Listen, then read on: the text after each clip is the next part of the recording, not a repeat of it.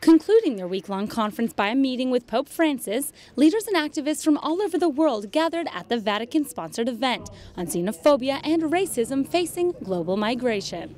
Pope Francis met them each one by one and spoke about feelings of fear and hatred that deem some people unworthy to participate in society. The Pope also mentioned that in politics, the fears and difficulties of some groups are exploited to make use of illusory promises for short-sighted electoral interests.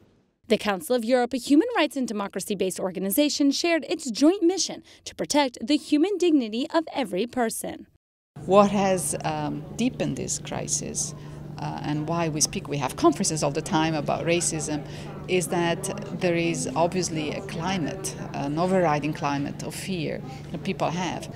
When these fears meet the migrant, the unknown, the diverse, that's when racism is prone to begin.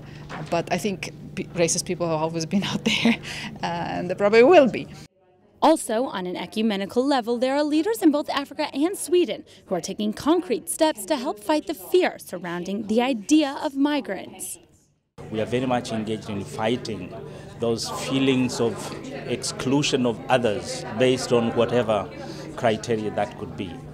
And of course, at a global level, we are part of the ecumenical movement, which is actually engaged in fighting racism, and we are saying no, we are the same human beings with the same God, and we must keep the dignity and the image of God in every human being. In 2015, Sweden received a huge number of migrants, refugees, especially compared to the number of people in Sweden.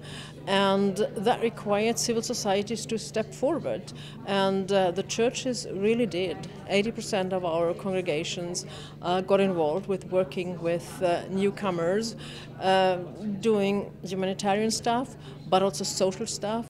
The Dicastery for Promoting Integral Human Development convened the meeting to share ideas and learn ways that people around the world are working to end these phenomenons.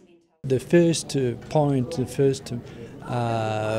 have to do is to try to understand the reasons of this situation in Europe in particular, but also in Africa and in Asia, because it's a very international and very mondial reality to refuse the other. The first verb the Pope Francis uses to receive, to protect, to promote and to integrate. 4 verbs, but it's a program. It's a program we have to develop.